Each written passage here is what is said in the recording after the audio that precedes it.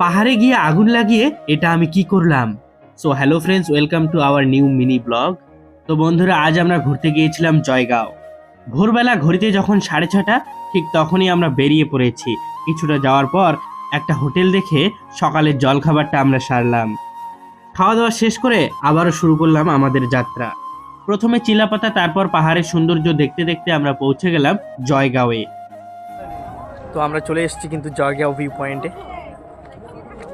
তো Jaigaon view point বা জয়গাঁও শহরের সৌন্দর্য সম্পর্কে যতই বলবো ততই কম বলা হবে।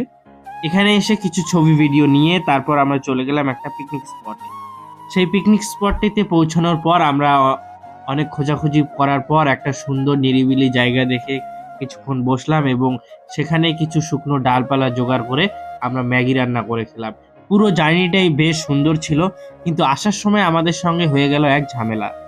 বাড়ি থেকে জয়গাঁও আসা এবং পিকনিক স্পটে রান্না করে খাওয়ার পর যাওয়ার পথে আমাদের সঙ্গে কি হলো, এই সম্পূর্ণ বিষয় নিয়ে একটা লং ভিডিও আমার ইউটিউব চ্যানেল এবং ফেসবুক পেজে খুব শীঘ্রই আপলোড হবে।